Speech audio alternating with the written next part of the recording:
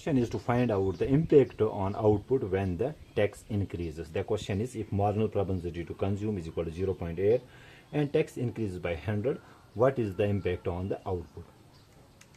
So we have the marginal propensity to consume is equal to 0.8, change in the tax is equal to 100, and we are supposed to find out the change in the output. Okay, so this is the tax multiplier question, and tax multiplier is being given by minus times MPC upon 1 minus MPC.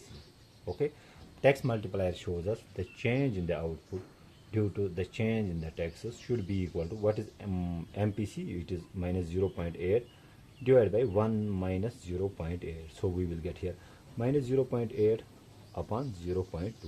So 2 ones are 2 fours are, we get here negative 4.